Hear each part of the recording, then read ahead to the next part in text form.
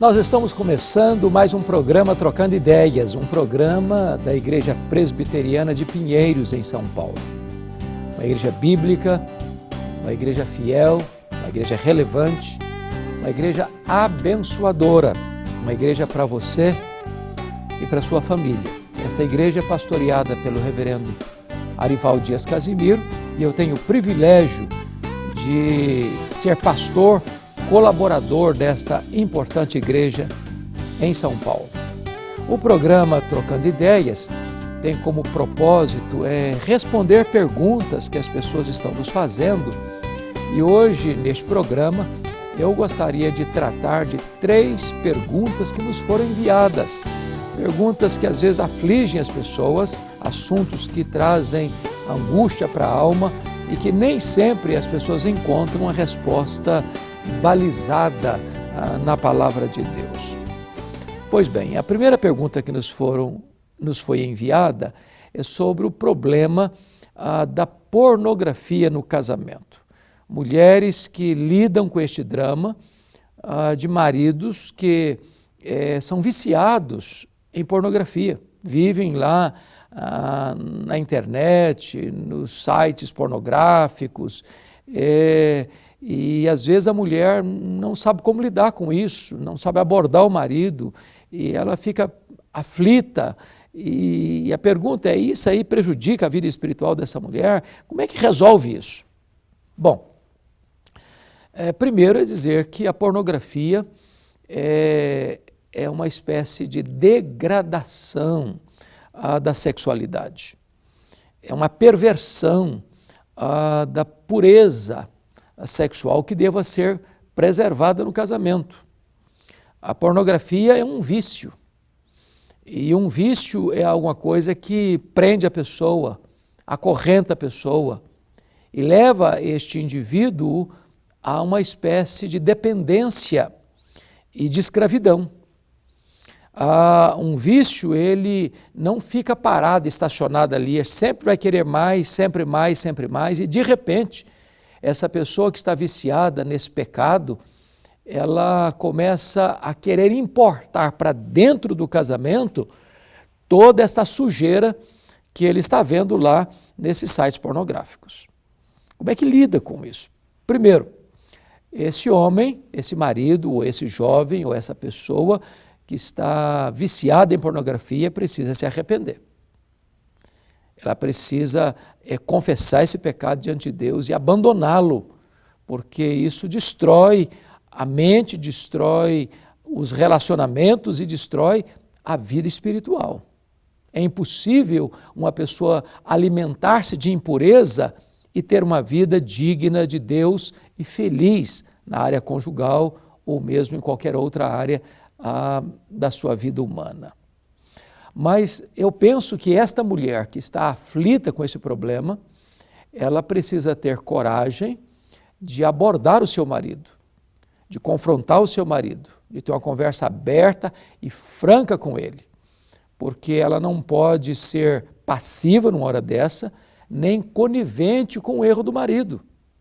Ela precisa confrontá-lo, ela não pode ficar calada, resignada, como se nada tivesse acontecendo, sofrendo sozinha. Muito menos ela pode atender às fantasias do seu marido, que já está prisioneiro desse vício e que muitas vezes vai querer trazer para o leito conjugal tudo aquilo de errado, tudo aquilo de distorcido, tudo aquilo de sujo que ele está vendo nesses sites pornográficos. Se esse homem se arrepender, é hora de perdoar esse homem, é hora de ajudá-lo, é hora de orar por ele e com ele, para que essa situação seja resolvida e para que a sensatez volte ao coração desse homem e para que este casamento possa ser um casamento saudável, porque a Bíblia diz: digno de honra entre todos é o leito sem mácula. Digno de honra entre todos é o matrimônio e o leito sem mácula. A palavra leito aí é relação sexual.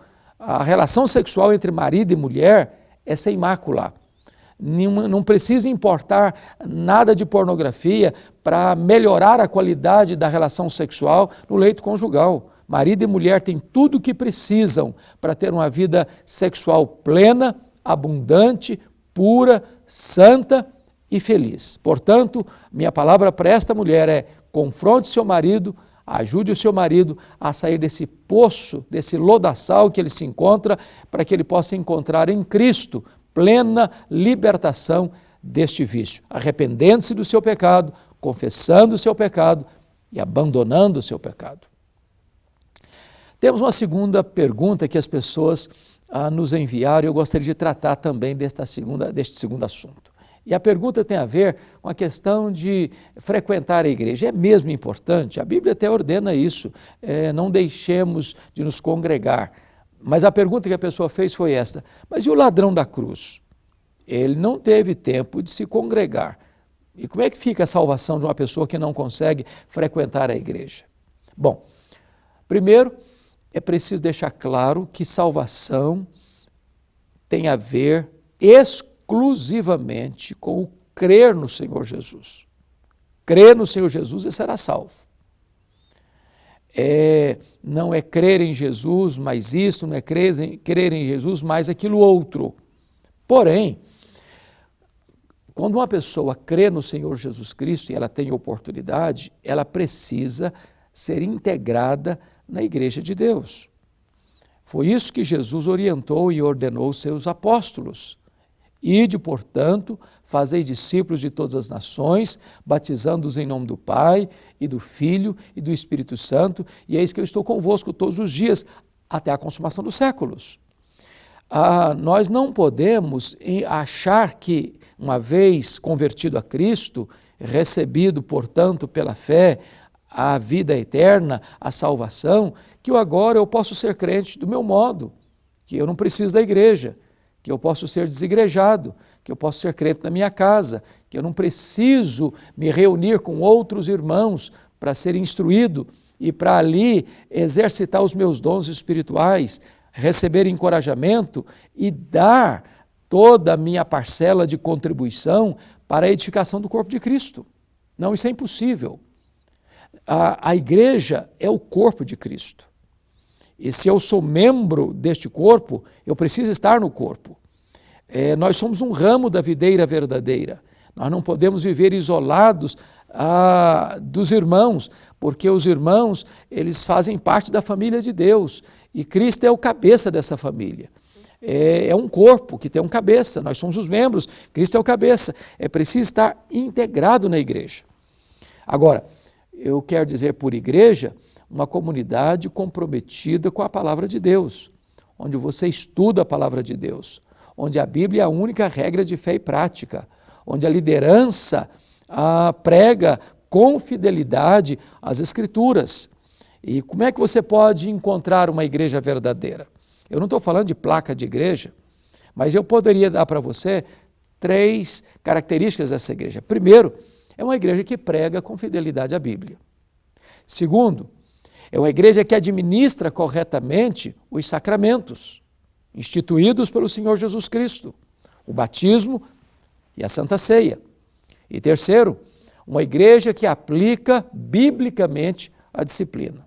Ou seja, esta é uma igreja que possa receber da sua parte a confiança de ser uma igreja que você vai frequentar, que você vai levar a sua família, que você vai participar e ali crescer, e ali ser instruído, e ali exercitar os seus dons, e ali ser uma grande bênção nas mãos de Deus. O ladrão da cruz não frequentou a igreja, nem foi batizado.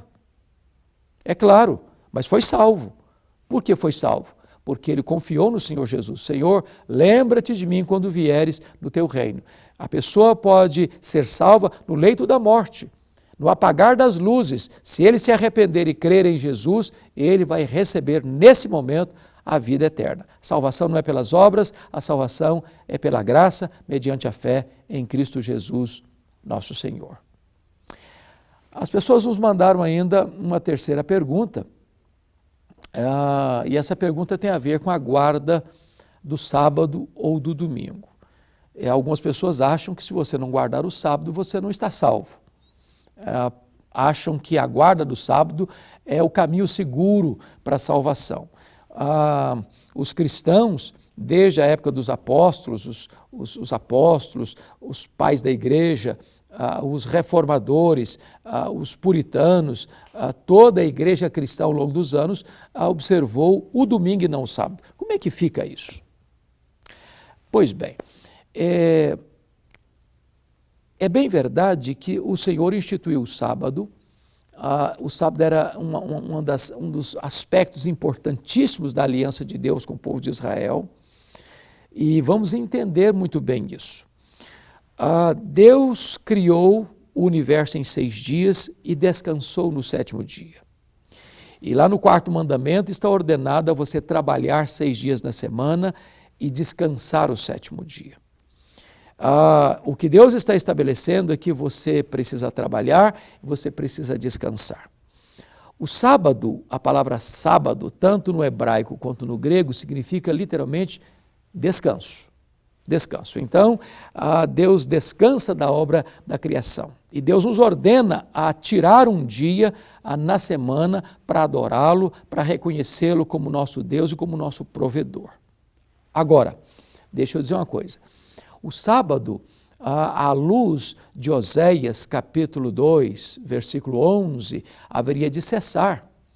E diz a Bíblia em Colossenses 2,16 que o sábado era uma sombra da realidade que havia de vir, porque o nosso verdadeiro descanso é o Senhor Jesus Cristo. E é por isso que no tempo da graça, da redenção em Cristo Jesus, nós vamos entender como o sábado se cumpriu em Cristo. Ele é maior do que o sábado. O homem não foi criado por causa do sábado, e sim o sábado por causa do homem. E é por isso que Jesus ressuscitou no domingo. É por isso que Jesus apareceu aos seus discípulos no domingo. É por isso que Jesus derramou o Espírito Santo sobre a igreja no domingo. É por isso que a igreja cristã se reunia para celebrar a ceia e para fazer as suas ofertas no domingo.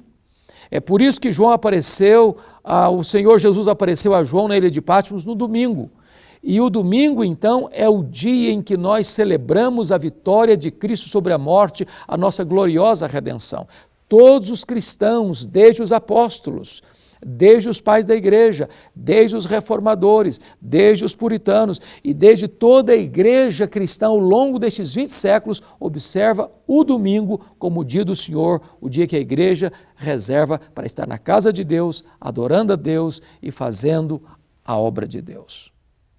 Estamos aqui terminando então o nosso programa Trocando Ideias, o programa da Igreja Presbiteriana de Pinheiros, e eu desejo que Deus abençoe sua vida. Eu quero fazer um convite a você. Venha nos fazer uma visita na Igreja Presbiteriana de Pinheiros. Estamos lá para acolher você com todo carinho e com todo amor. Deus abençoe você e até o próximo programa.